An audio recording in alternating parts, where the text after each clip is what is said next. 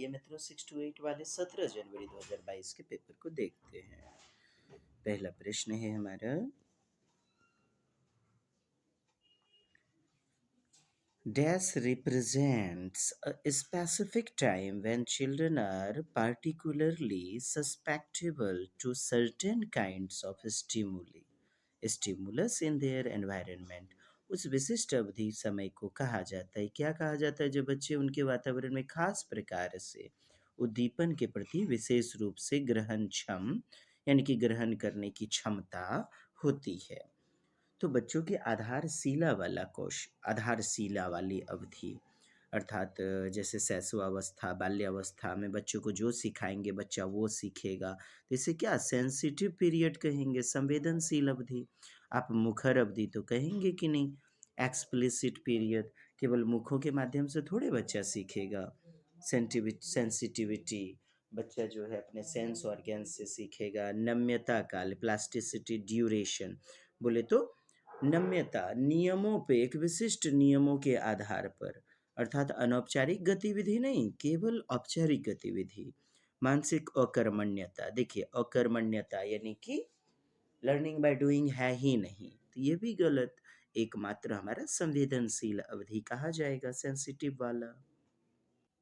देखिए कोई स्टेटमेंट दिया गया है, कथन, एसर्शन, बच्चों के विकास की प्रगति को दूसरे बच्चे की तुलना करके सही ढंग से, शुद्धता से, यानी कि पूर्व कथनीयता, सटीकता, भविष्यवादी, तो सटीक नहीं कर सकते हैं, कुछ हद तक किया जा सकता है, ये अलग बात है।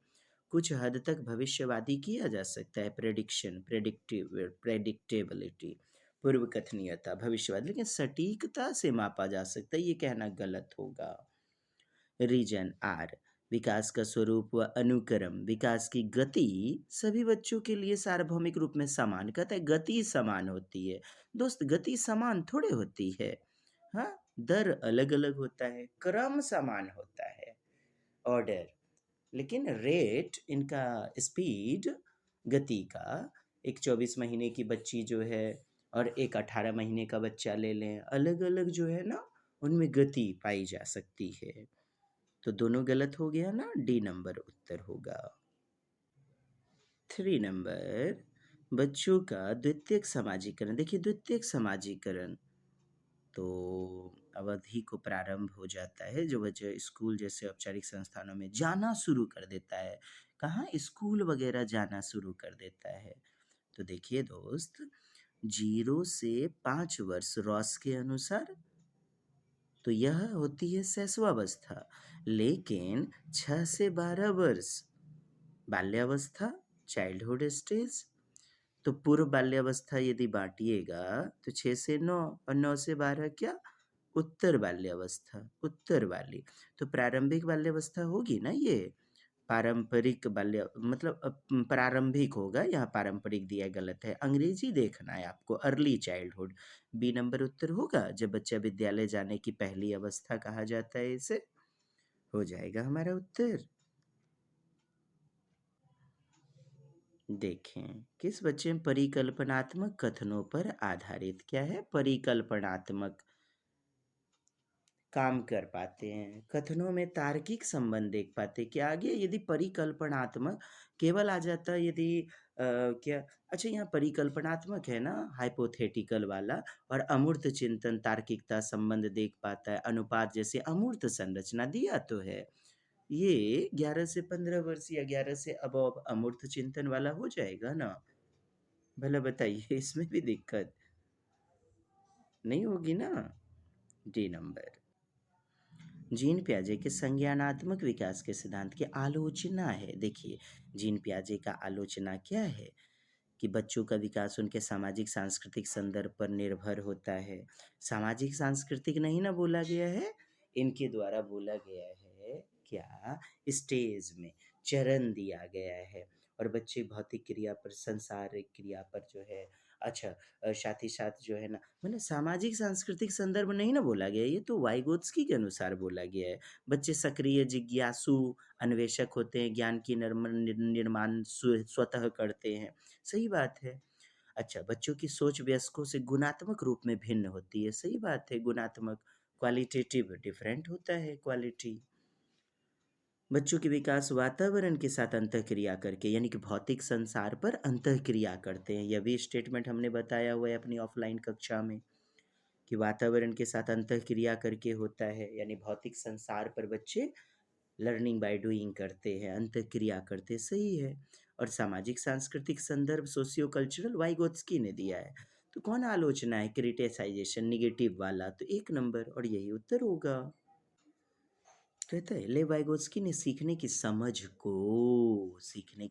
को डैश प्रक्रिया से डैश स्थानांतरित किया है, सक्रिय से निष्क्रिय। अरे यार, पहले बच्चा निष्क्रिय होता है, बाद में सक्रिय कर दिया जाता है, सामाजिक संदर्भ से जोड़ते हुए। माता पिता सिखाते हैं, दोस्तों से सीखता है, पीयर्स से। तो शुरुआत में तो बच्चा निष्क्रिय है, फिर धीरे धीरे सक्रिय। यांत्रिक बच्चा मशीन तो है नहीं, है ना। व्यवहारवादी, व्यवहारवादी तो कहते हैं कि बच्चे खाली बर्तन होते हैं, और यांत्रिक भी तो दिया है, गलत हुआ। तो निष्क्रिय प्रक्रिया से सक्रिय स्थानांतरण होगा, 2 नंबर। आप ऐसा नहीं कह सकते कि आपका उत्तर जो है ना सक्रिय से निष्क्रिय, अंत में निष्क्रिय बना ही दिया, तो फिर बच्चे में संज्ञानात्मकता, सृजनात्मकता कैसे विकसित होगी भला। 2 नंबर होगा ना दोस्त। ये देखें भला, देखिए ये प्रश्न छक्का छुड़ा दिए होंगे, सामाजिक अंतःक्रिया वाइगोत्स्की के अनुसार 1 नंबर। आगे कोई बात करने की आवश्यकता ही नहीं है। अगला प्रश्न देख लेते हैं, 8वां नंबर। कहता है लॉरेंस कोहलबर्ग के अनुसार कहा जा रहा है कि किस स्तर पर व्यक्ति विश्वास करते समाज को अपने नियमों में समय के साथ बदलाव करने की जरूरत है क्या, प्रश्नवाचक चिन्ह है। तो इसमें ऐसा नहीं दिया जा रहा है कि आप कहें कि सामाजिक समझौता हो रहा है, समाज के लोगों से वार्तालाप वगैरह हो रहा है। ऐसी बातें नहीं है जो कि आप सोशियो कॉन्ट्रैक्ट मारिए दीजिएगा। और स्वविवेक के आधार पर बदल देना, तो ये universal contract orientation, universal ethical orientation, तो यह भी नहीं। बच गया हमारा कानून एवं क्रम अभिविन्यास, सोशियो ऑर्डर मेंटेनिंग। अच्छा लड़का अच्छी लड़की में क्या होता है, दूसरों का अनुमोदन देखते हैं हम, दूसरों का अनुमोदन के आधार पर चलते हैं, है ना। दूसरे हमें अच्छा कहेंगे, स्वीकृति देंगे उस आधारशिला पर। चलिए दोस्त, आज्ञा पालन दंड, आज्ञा पालन वाली बातें तो यहाँ पर नहीं हो रही हैं कि दंड बच्चे को पड़ रहा है, पनिशमेंट मिल रहा है, इसलिए यह भी गलत हो गया। अब आपका सामाजिक क्रम एवं नियंत्रण अभिविन्यास, यानी कि कैसा, तो कानून एवं व्यवस्था अभिविन्यास। और यहाँ बदला नहीं जा रहा है, बदला जाना चाहिए क्या, प्रश्न कर रहा है। नियमों को बदला नहीं जा रहा है, और ऐसी अवस्था में क्या होते हैं, नियम अटल होते हैं, नियमों को नहीं बदला जाना चाहिए, ऐसी बातें पाई जाती हैं। सामाजिक क्रम, यानी कि समाज अपने नियमों में समय के साथ बदलाव करने की जरूरत है क्या, केवल इतनी बातें। और यह हमारा सोशियल ऑर्डर मेंटेनिंग ओरिएंटेशन के अंतर्गत जाएगा। चूंकि नियमों को यहाँ अभी तक बदला नहीं है, केवल अपने अपने प्रश्न चल रहा है कि बदला जाना चाहिए क्या। नेक्स्ट, ये देखिए, ये जो प्रश्न है हार्वर्ड गार्डनर का बहुबुद्धि के अनुसार कौन सा कहता है, अंतः स्थिति अनुपालन संभावना अनुसार सही है, यानी सही सही मैचिंग कौन सा है, कौन सा युग्म। तो देखें, लॉजिकल मैथमेटिकल इंटेलिजेंस, और ये जो है आपका लेखापाल, जो अकाउंटेंट वगैरह होते हैं उनमें पाया जाता है ना, कंप्यूटर पे लोड करते हैं किसका कितना क्या लेखा जोखा रखते हैं लेखापाल। तो इनमें बुद्धि का भाषिक, ये देखिए हिंदी में गलत दे दिया है, भाषिक बुद्धि, और इंग्लिश में ये दे दिया है लॉजिकल मैथमेटिकल। तो हिंदी के अनुसार देखिए तो लेखापाल में भाषिक बुद्धि नहीं, तो गलत होगा। लेकिन इंग्लिश में देखिए लॉजिकल मैथमेटिकल इंटेलिजेंस अकाउंटेंट में, तब सही है अंग्रेजी के अनुसार। अरे ये भी देखिए एथलीट में, धावक वगैरह में, कैसी जो भी धावक होगा ना, एथलीट वगैरह, वो अपने शारीरिक गति पर नियंत्रण करेंगे, कहीं दौड़ते वक्त गिर नहीं जाएं, है ना। तो इनमें स्थानिक बुद्धि, वास्तुकार, स्थानिक दिया गया है, स्थानिक बुद्धि तो पाया जाता है। वास्तुकार, वास्तुकार अर्थात क्या, जैसे शिल्पकार होते हैं, आर्किटेक्ट वगैरह, मूर्तिकार, इन्हें स्थान का ख्याल रखना पड़ता है। ऐसा नहीं है कि मुंह के जगह पेट लगा देगा, डिजाइन कर देगा मूर्तिकार सब में। तो स्थानिक बुद्धि, वास्तुकार, ये सही है, लेकिन इंग्लिश देखिए, स्पेशियल इंटेलिजेंस एथलीट में गलत होगा। वास्तुकार को एथलीट बोल रहा है, एथलीट, धावक वगैरह, जैसे उसैन बोल्ट। अंग्रेजी के अनुसार देखिए तो ये गलत होगा, लेकिन हिंदी के अनुसार ये दूसरा उत्तर चला जाएगा। अब बताइए, एक और दो दोनों सही हो गया, तो आप अपनी बौद्धिकता का इस्तेमाल करके सही करें, सीटेट आयोग ने गलत दे दिया था, है ना। अंग्रेजी कुछ है, हिंदी कुछ है। चलिए दोस्त, आगे बढ़ते हैं। अगला, बुद्धि का प्रकार, शारीरिक गति। कैसे शारीरिक गतिक बुद्धि तो गायक में थोड़ी पाई जाए, गायक में तो संगीतात्मक बुद्धि, म्यूजिकल इंटेलिजेंस पाया जाएगा, ये गलत हो गया। लिंग्विस्टिक, भाषाई बुद्धि, गायक, नेविगेटर वगैरह, क्या मजाक कर रहा है, इंग्लिश में कुछ, हिंदी में कुछ।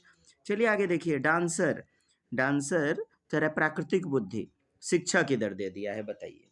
तो शिक्षक में भाषाई बुद्धि पाई जाएगी ना, ऐसा थोड़े है कि शिक्षक में प्राकृतिक बुद्धि, प्राकृतिक बुद्धि तो माली में, किसान में पाई जाएगी। प्रकृति से प्रेम करने वाले लोग, जिनको नेचर से, खेती पत्ती, प्रकृति, पेड़ पौधे, फूलों से प्रेम होगा, चट्टान, पहाड़, नदियां, तालाब, ये सब प्रकृति के अंतर्गत आता है। यह भी गलत हो गया। 1 नंबर अंग्रेजी के साथ सही और हिंदी के साथ 2 नंबर सही। अगला 10 नंबर प्रश्न है, बाल केंद्रित यानी प्रजातांत्रिक शिक्षण प्रणाली, लोकतांत्रिक, चाइल्ड सेंटर्ड क्लासरूम में शिक्षक निर्देश देता है तथा विद्यार्थी अंधवत अनुसरण करते, मैंने अंधाधुंध एकदम अंधा हो करके फॉलो करते रहो एकदम ब्लाइंडली। तो सर जी जो बोले सही है, बोले क्या, बाल केंद्रित कहाँ दिख रहा है, तब तो फिर हो गया रटंत विद्या वाला शिक्षक केंद्रित, गलत ना।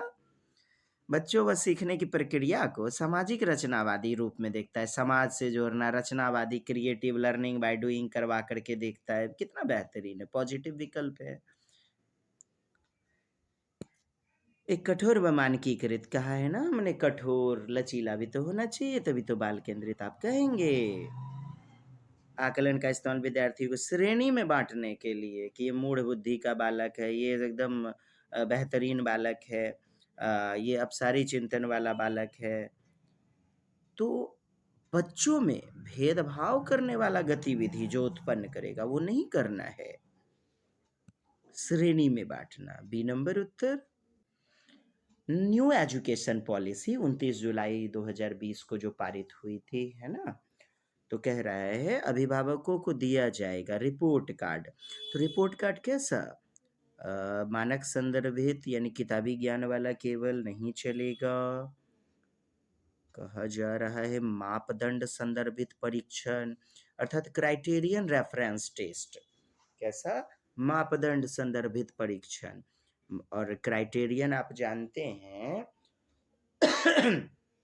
किसी विशेष संस्कृति से जुड़ा हुआ, जो करता है पक्षपात, विशेष संस्कृति से जुड़ा हुआ।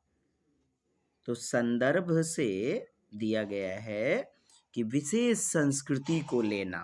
मापदंड संदर्भित क्या होता है, क्राइटेरिया, अर्थात एक होता है गैर संदर्भिक, गैर सांस्कृतिक वाला, यानी किसी विशेष संस्कृति पर पक्षपात जो नहीं करेगा, अर्थात सबको अपनाएगा, सबको सुसाधित करेगा, सभी लोगों की सामाजिक सांस्कृतिक पृष्ठभूमि को धारण करेगा। यह मापदंड संदर्भिक दिया गया है, अतः यह भी हमारा हो जाएगा गलत। विद्यार्थियों के प्रदर्शन को उनके सहपाठी से तुलना करके नीच दिखाने वाली बातें नहीं चलेंगी दोस्त। सहपाठियों से तुलना किया जा रहा है, भेदभाव उत्पन्न करने वाली बातें कदापि नहीं करेंगे। विद्यार्थी की प्रगति विशिष्टता को प्रतिबिंबित करे, अर्थात बच्चे में जो भी प्रोग्रेस हुआ, उसका रिफ्लेक्शन, प्रतिबिंब, प्रतिछाया, बोले तो बच्चे ने क्या सीखा, नहीं सीखा, बच्चे में कहाँ त्रुटियां रह गई हैं, बच्चों को और क्या सीखने की ज़रूरत है, बच्चे के कहाँ कमी रह गई, इन सारी चीज़ों को मद्देनज़र रखना, ध्यान में रखना क्या है, बाल केंद्रित शिक्षण प्रणाली की गतिविधि, और यह बेहतरीन उत्तर के रूप में जाएगा। सामाजिक रूप से, आर्थिक रूप से वंचित, है ना? तो डिसएडवांटेज यानी डिप्राइव्ड वर्ग के बच्चे, जिनके साथ भेदभाव हो रहा है, अपवंचित समूह के बच्चे, अपवंचित वर्ग के बच्चे, तो उनको समूह के छात्रों की अवधारणा सुनिश्चित करने के लिए नई शिक्षा नीति 2020 प्रस्तावित करती है कि पाठ्यचर्या और शिक्षा शास्त्र कैसा, परीक्षा पर केंद्रित गलत, पाठ्य पुस्तक पर केंद्रित, पाठ्य पुस्तक सर्वे सर्वा थोड़े है, परीक्षा वगैरह नहीं लेना है। क्यों नहीं लेना है? क्योंकि सीखने को सुसाधित करना है, अवधारणा कैसे निर्मित हो, कॉन्सेप्ट डेवलप कैसे हो, ऐसा नहीं कि परीक्षा पर जोर दे देना, ये गतिविधि नहीं करनी है। संलग्न यानी कि जो ज्ञान से संलग्न हो, कॉन्टेक्स्ट से संदर्भित हो, संदर्भगत वातावरण से जोड़ते हुए शिक्षण देना, बिल्कुल सही है। संदर्भित होना चाहिए, संदर्भों से जुड़ा हुआ होना चाहिए, मानकीकृत, एक रूपी, यार बहुविविध होना चाहिए ना, अलग रूप रंग व्यवहार बुद्धि लब्धि के बच्चे पाए जाएंगे, फिर एक रूपता कैसे आप ला सकते हैं? समावेशी कक्षा थोड़े होगी, फिर समावेशी कक्षा होनी चाहिए ना। चलिए हमारा नेक्स्ट, ये तो उत्तर हो गया सी नंबर। 13 नंबर, लिंग डैश है जबकि जेंडर डैश है। लिंग क्या है? जैविक, और जेंडर सामाजिक संरचना। लिंग यानी बायोलॉजिकल टर्म है जो कि हमें माता पिता के गर्भ से ही प्राप्त होता है। क्या? हमारा लिंग, फीमेल या मेल। और सामाजिक संरचना, समाज जो निर्धारित करता है, आहा बेटी हो गई, बेटी का बिहार भी करना है, शादी भी करना है, कैसे होगा, तरह तरह की चीजें। समाज हमारा सत्ता निर्धारित कर देता है, एक सामाजिक सत्ता, कुव्यवस्थित व्यवस्था। समाज करता है निर्धारण कि यह लड़का है, यह लड़की है, समाज से सर्वाधिक रूप में जानने को मिलता है। वरना एक जन्म लिए हुए शिशु को क्या पता कि मैं लड़की जैसी अभिशाप हूं, लड़का जैसा एकदम ब्लैंक चेक हूं। सामाजिक संरचना, जैविक, ये तो नहीं। पहले लिंग बोला जा रहा है ना, सेक्स ना, अंग्रेजी देखिए तब फिर क्लियर होगा। सेक्स के बारे में पूछा जा रहा है, तो सेक्स क्या? हमारा लिंग, लिंग क्या हो जाएगा? सामाजिक जैविक संरचना, जैविक बायोलॉजिकल वाला, बायोलॉजिकल हो जाएगा। सांस्कृतिक सामाजिक नहीं दोस्त। चलिए आगे बढ़ते हैं। 1 नंबर उत्तर होगा सेक्स, जेंडर, ये बातें हैं प्रश्न में। तो सेक्स तो जो है ना बायोलॉजिकली ही हो जाता है, और जेंडर लिंग वगैरह। हमारा कुसमायोजित संकीर्ण समाज, लड़की यदि हुई घर में तो अपनी संकीर्ण मानसिकता को प्रदर्शित करता है। सामाजिक संरचना यानी समाज के द्वारा थोपा गया एक सत्ता। बच्चों का मूल्यांकन यानी टेस्ट लेना, मूल्य का अंकन करना, अर्थात बच्चे ने कहाँ तक शिक्षा प्राप्त की, संप्रत्यय विकसित हुआ कि नहीं, कॉन्सेप्ट डेवलप हुआ कि नहीं।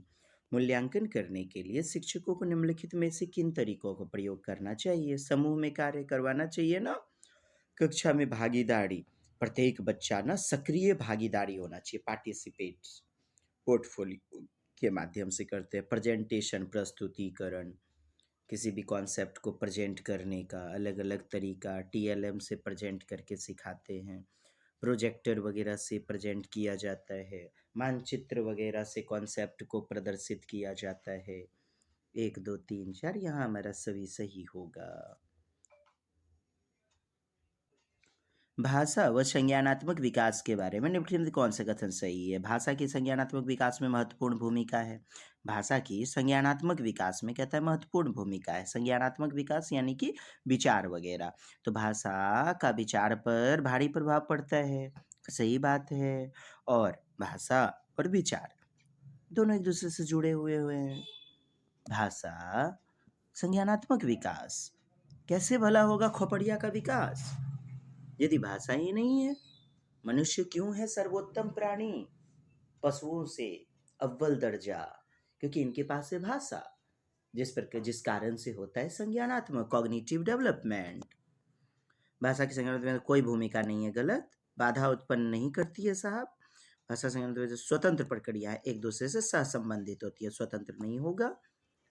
नेक्स्ट बढ़ते हैं, अगला प्रश्न 16 नंबर कहता है निम्न में दिव्यांगजन अधिकार अधिनियम 2016 में बढ़ावा दिया गया किसको? दिव्यांगजनों के लिए विशिष्ट शिक्षा की अनिवार्यता। देखिए, विशिष्ट शिक्षा अलग से कक्षा या दिव्यांग बच्चा दृष्टि बाधित है उनको विशेष स्कूल भेजना, शिक्षा के संदर्भ में कहना गलत होगा कि विशिष्ट वर्ग वाला, अलग वाला। हाँ, सुविधाएं आप विशिष्ट दे सकते हैं, जैसे बच्चा दिव्यांग है, विकलांग है तो उन्हें व्हील चेयर का बैसाखी वगैरह देना सरकार की तरफ से मुहैया होती है। दिव्यांग बच्चा है, दृष्टि बाधित, तो उन्हें टीएलएम मटेरियल, उन्हें ब्रेल लिपि देना, उन्हें मूर्त वस्तु 3D मटेरियल उनके माध्यम से पढ़ाया जाए, बच्चे को सीडी प्लेयर मुहैया करवाया जाए।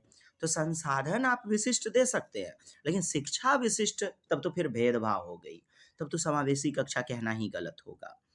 दिव्यांगता के आधार पर अधिकार के उपागमन में भेदभाव। अब देखिए कि उनके अधिकार में भेदभाव किया जा रहा है। दिव्यांग है तुमको ये नहीं पढ़ना चाहिए, तुम गणित मत पढ़ो, तुम्हारा खोपड़ी एकदम जो है ना संकीर्ण वाला है, संकुचित है, तुम नहीं पढ़ो।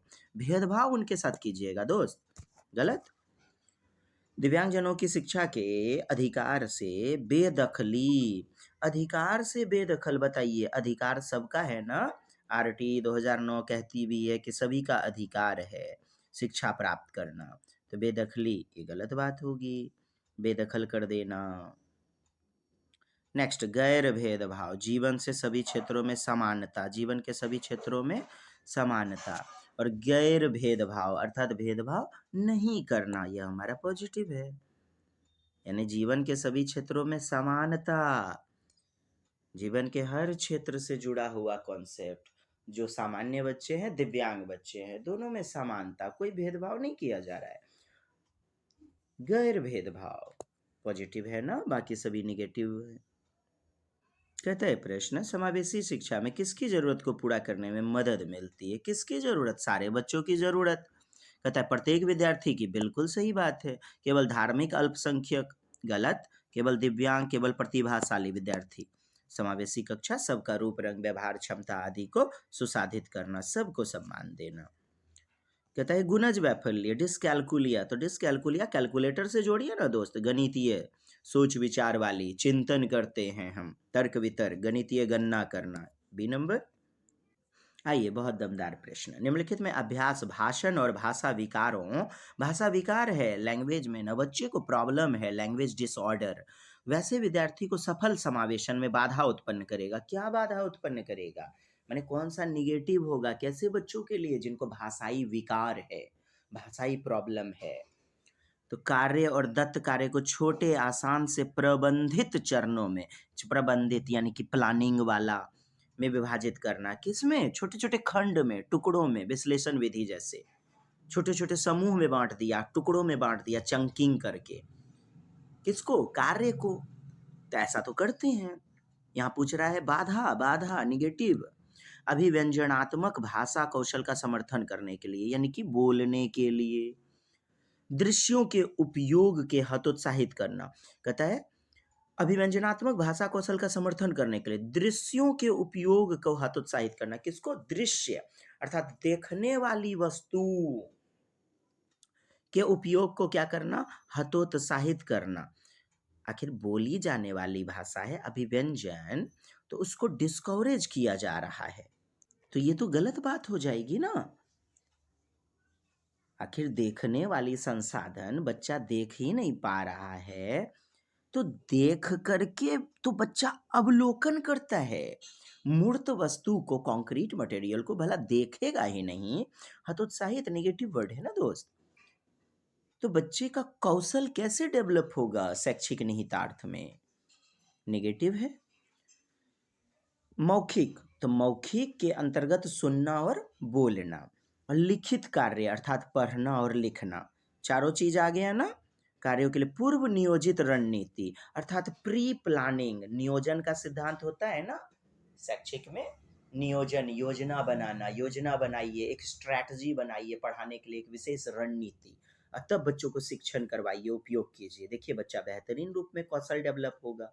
ये बाधा थोड़े है, ये तो पॉजिटिव है।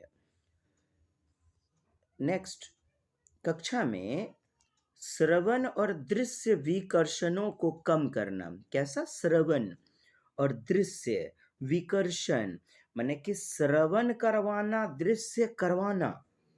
श्रवण सुन सकने वाली मटेरियल, दृश्य देखने वाली मटेरियल। नहीं समझे? ये विकर्षण देखिए ना, डिस्ट्रैक्शन जो जो पैदा करेगा, जो जो चीजें रुकावटें बाधा पैदा करेगा, बाधा, उसको कम कर देना। विकर्षण ऐसा नहीं, आकर्षण बोला जा रहा है। जो विकर्षण पैदा करता है उसको कम करना। आगे लाइनें जोड़िए तो, जो आकर्षण यानी सीखने को सुसाधित करेगा उसको अपना लेना। पॉजिटिव है ना दोस्त। डिस्ट्रैक्शन देखिए, डिस्ट्रैक्शन करना अच्छी बात है। डिस्ट्रैक्शन को आप हटाइएगा ना, कम कीजिएगा ना। जो बच्चों को डिस्ट्रैक्ट करेगा, रुकावट पैदा करेगा। यही तो है शब्दी तिलस्म, सावधायिक तल तिलस्म। चलिए, बी नंबर उत्तर निगेटिव वाला। अगला कहते हैं प्रतिभाशाली विद्यार्थी की आवश्यकता को पूरा करने की शिक्षिका को किससे बचना चाहिए? किससे बचना चाहिए? नेगेटिव चुन लीजिए। विद्यार्थी को स्वतंत्र परियोजना को आगे बढ़ाने अनुमति दें, स्वतंत्र क्रियाशील गतिविधि, स्वतंत्र लर्निंग बाय डूइंग, बच्चों के अनुसार, बिल्कुल पॉजिटिव। पाठ्यचर्या त्वरण के लिए, त्वरण यानी कि बढ़ावा देने के लिए, लचीलेपन को अपनाना, इसको फ्लेक्सिबिलिटी को, बेहतरीन है।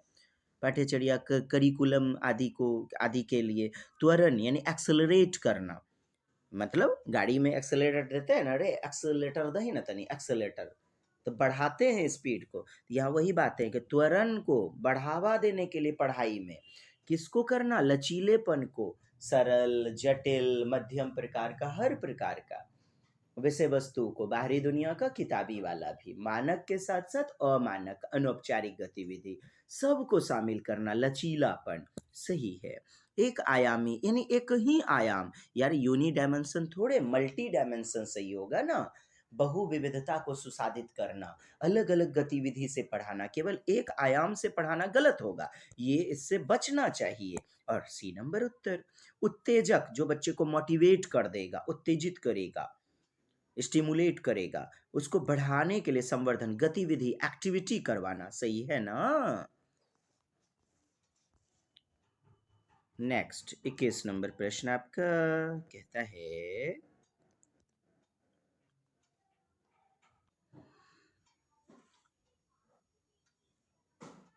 अभिकथन ए, किसी नए संप्रत्यय का शिक्षण शुरू करने से पहले एक शिक्षिका को प्री प्लानिंग करनी चाहिए, पूर्वापेक्षित ज्ञान की समीक्षा, अर्थात नियोजन कर लेना चाहिए।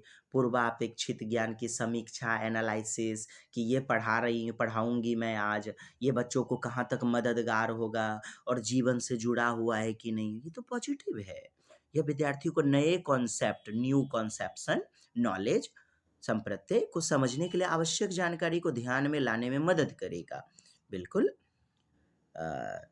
शारीरिक दंड का अभ्यास, अवांछनीय व्यवहार को, यानी कि बेकार वाला जो व्यवहार है, बुरा वाला व्यवहार, उसको सुधारने की रणनीति के रूप में नहीं किया जाना चाहिए, यानी शारीरिक दंड नहीं दिया जाना चाहिए। किसको सुधारने के लिए? अनवांटेड, अनडिजायरेबल वाला व्यवहार, बिल्कुल यह हमारा नहीं किया जाना चाहिए, यानी शारीरिक दंड नहीं दिया जाना चाहिए। अब मुझे बताइए, ई बोलता है आम, ई बोलता है राम। वही कहते हैं, हमें बोलते हैं इम आम, तुम सुनती हो इमली। माने ई कुछ और बोल रहा है असर्शन, और रीजन कुछ और बोल रहा है। तो बी, ए और आर दोनों सही हैं, लेकिन आर सही व्याख्या नहीं है ए की। आप देखिए ना, यहाँ पढ़ाने के कॉन्सेप्ट से जुड़ा हुआ है पूर्व नियोजन, और यहाँ पर दिया जा रहा है शारीरिक दंड। तो दोनों अलग अलग बातें हों गई। तो बी नंबर उत्तर होगा दोस्त। 22 नंबर देखिए, कहता है कोई भी अध्यापन जो विषय वस्तु को, कंटेंट को अपने आप में एक अंत मानता है, यानी मैं ही संपूर्ण हूं, वो विद्यार्थी के बीच डैश पैदा करेगा। आइए नेगेटिव वर्ड चुन लीजिए। कोई विषय वस्तु पूरा का पूरा ज्ञान थोड़े दे देगा। कोई टीचर ही कहेगा आज ये चीज पढ़ा दी, एकदम अंत हो गया, अब इसका कॉन्सेप्ट में तुम कभी फंसोगे ही नहीं। अंत मानता है, संपूर्ण नहीं होती है दोस्त कोई भी गतिविधि अपने आप में। महारत के लिए सराहना, मास्टरी ओरिएंटेड नहीं, पॉजिटिव नहीं चुनना है। नवाचार की इच्छा नहीं, सीखने के विपरण नहीं। अन्वेषण, खोज करने के लिए, लर्निंग बाय डूइंग के लिए प्रतिरोध, रुकावट, बाधा है। 23 असेसमेंट दिया गया, कोई असर्शन स्टेटमेंट, विद्यार्थियों को विभिन्न अधिगम रणनीति का उपयोग करना चाहिए ना। विभिन्न अधिगम रणनीति का उपयोग बिल्कुल, कब, कहाँ, क्यों करना है, इसके बारे में स्वनियामक यानी स्वनियमन, खुद से ज्ञान करने की जरूरत है, ऐसा सिखाया जाना चाहिए। ये तो बहुत पॉजिटिव है। बच्चे में स्व विवेक, स्व निर्णय लेने की क्षमता डेवलप होगी। कारण, रीजन, एक अधिगम रणनीति को बनाए रखने के लिए। देखिए अधिगम रणनीति यहाँ भी बोला ना, और यहाँ भी बोल दिया, तो मतलब आर व्याख्या करेगा इसका, उसे सुनियोजित, नियोजित करने की संभावना बढ़ जाती है यदि विद्यार्थी को पता चले कि इसका उपयोग कब और कहाँ करना है जीवन में। उपयोग कब, कहाँ, क्यों, कैसे, एकदम सही, सेम टू सेम। तो ये इसकी व्याख्या करेगा, एक नंबर सही होगा। आइए 24 कहता है अधिसंज्ञान कौशल का उदाहरण है, अर्थात मेटाकॉग्निटिव स्किल, बोले तो मेटाकॉग्निशन। मेटाकॉग्निशन का एक उदाहरण क्या हो जाएगा? किसी समस्या को हल करने में स्वयं द्वारा प्रयुक्त प्रक्रिया का मूल्यांकन। प्रक्रिया यानी समस्या समाधान वगैरह आता है ना मेटाकॉग्निशन में। कई वीडियो में हमने बोला है मेटाकॉग्निशन महासंज्ञान, अधिसंज्ञान, उच्च संज्ञान, जो कि संज्ञान को भी नियंत्रित करता है, कॉग्निशन को। मेटाकॉग्निशन मतलब तर्क वितर्क करना, स्वनिर्णय लेना, समस्या समाधान, तार्किकता का इस्तेमाल करना, न्यूमोनिक्स वगैरह, ये सारी चीजें हैं कॉग्निशन, मेटाकॉग्निशन के ही अंतर्गत। माने एगो बाप है और बाकी सब बेटा, तो एक नंबर सही है।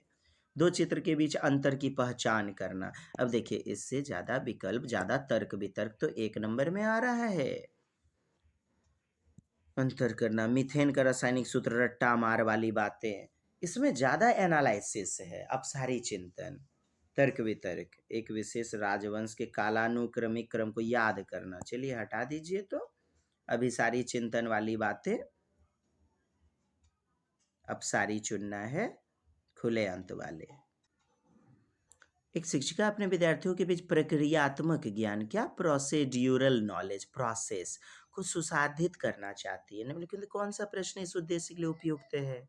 तो ऑक्सीकरण अपचयन का समीकरण को कैसे हल करें। देखिए क्यों, कैसे, ये ना हायर लेवल की बातें होती हैं जहां पर बच्चे का ज्ञान खुद डेवलप होगा।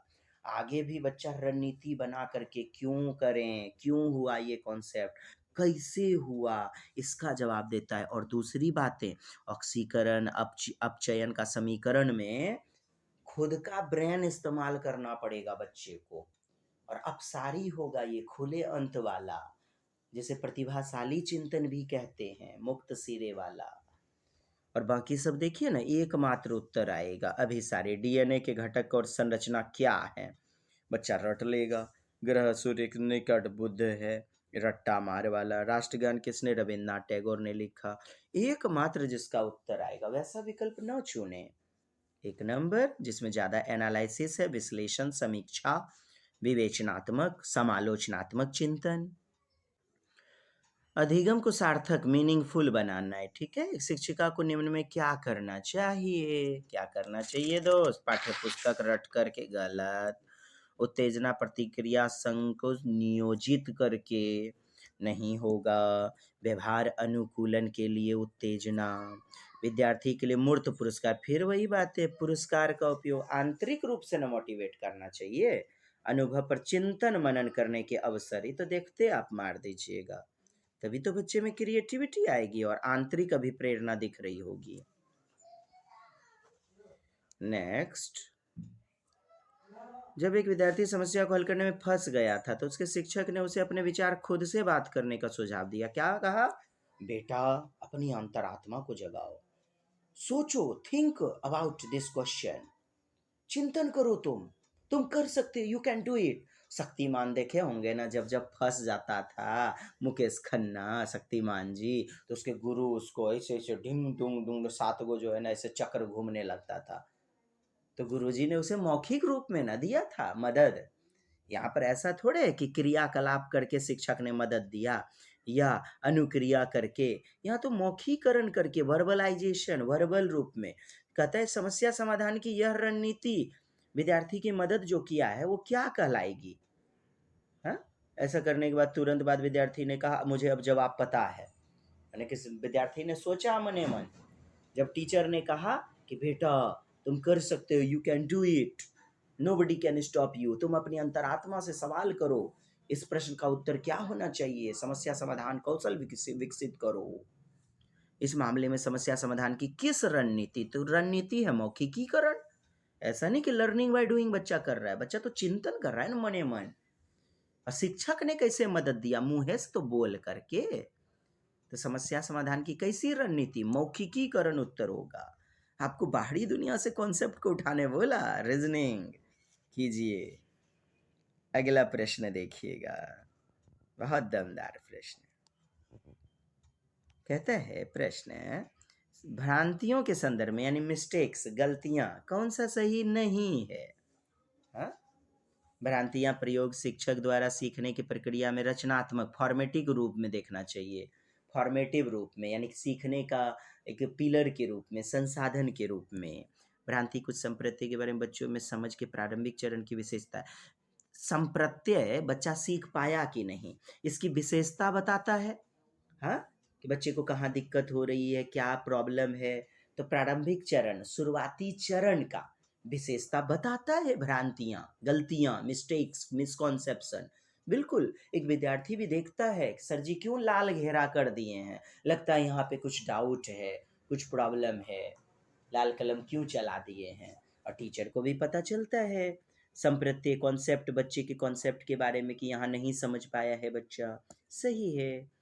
भ्रांतियां स्पष्ट रूप से बच्चों की कुछ भी नई और उन्नत सीखने की अक्षमता को दर्शाता है, यानी बच्चा असक्षम है, अक्षम है, इनेबल है।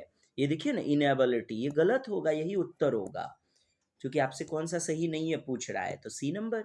भ्रांति बच्चों में अपने आसपास देखी जाने प्रक्रिया में उनके सहज ज्ञान, भ्रांतियां क्या होती है? नेचुरल होती है, स्वाभाविक, सहज होती हैं, ये भी तो सही है, क्या गलत होगा? C number. निम्नलिखित में कौन सा संवेग अधिगम को सकारात्मक रूप से प्रभावित करता है? पॉजिटिव रूप में कहता है, तो पॉजिटिव रूप में कौन सा प्रभावित करेगा? आशा। बाकी भय है निगेटिव, बोरियत है निगेटिव, चिंता है निगेटिव। आप देखिए ना, सकारात्मक पूछ रहा है, होप, आशा करते, जब मोटिवेटेड होता है मनुष्य, जब संवेग हावी होगा, आशा कि मैं कर सकता हूँ, मुझे इतना परिणाम मिलेगा, तो बच्चे अपने आप को ऊर्जामान महसूस करके तैयारी करेंगे पॉजिटिव रूप में। नेक्स्ट एंड लास्ट कहता है 30 नंबर प्रश्न, किसी कार्य में विफलता यानी कि बच्चा असफल हो रहा है। अच्छा, जब भी ऐसा प्रश्न देगा तो आप किसको जिम्मेदार ठहराइएगा? खुद को, कि मैंने प्रयास नहीं किया, मुझे और प्रयास करना चाहिए, कमी रह गई है। ऐसा नहीं करना है कि बाहरी वाला उदाहरण कि शिक्षक ने गलत क्वेश्चन सेट कर दिया, शिक्षक ने बढ़िया से नहीं पढ़ाया, मुझे वातावरण बढ़िया से नहीं मिला, आज मंगलवार थी, मंगलवार मेरा शुभ दिन है, ये सब फालतू वाला चीज़ नहीं। शिक्षक मेरे प्रति पक्षपाती था, अरे शिक्षक काहे ला पक्षपाती होगा? ओकर जो है ना बैल खोल लिया थे, हाँ, बैल बैल खोल लिया था कि वो असफल हो गया, विफल हो गया। ओकर 2 कट्ठा जमीन हौर जोत दिए थे क्या? मजाक चल रहा है। मैं अपने बारे में उसकी धारणा नहीं बदल सकता, मैं बदल नहीं सकता, कि एकदम से शिक्षके के कारण ये हुआ है। अपना विचार, कॉन्सेप्ट, धारणा, उनके प्रति एक रवैया, फीडबैक मैं बदल नहीं सकता। पक्षपाती है टीचर एकदम, इसी कारण मैं विफल हुआ हूँ। ये सब कहना गलत है, ऐसे निकम्मे नगवारा लोग कहते हैं। मैं इस बार पर्याप्त प्रयास नहीं किया, हालाँकि मैं ऐसा करने में सक्षम था। ये देखिए पॉजिटिव वाला उत्तर। मैं बुद्धिमान नहीं हूँ, अपने आप को हीन भावना से ग्रसित। कहता है प्रेरित कौन, मोटिवेटेड कौन वाला विकल्प होगा? किस विकल्प से मोटिवेशन दिख रहा है आपको? B number. मिलते हैं अगली दमदार वीडियो में, तब तक के लिए जय हिंद, जय भारत, वंदे मातरम। और दोस्त ना है, लाइक कर दीजिए, सब्सक्राइब करके और दूसरे को ग्रुप सब में भेजिए तनी, शेयर कीजिए ना यार। ऐसे हाँ छुच्चा फुटानी एकदम अपन खिला करके रोटी हमरा पचाइएगा अपने आप, तनी शेयर नहीं कर सकते हैं। अपन अपन एकदम जो है ना हुनकर नाम ले लीजिए, भेज दीजिए ग्रुप में। हुनकर का मतलब समझिए रहे हैं, मैयो बाबू। प्रणाम जी, जय हिंद, जय भारत, वंदे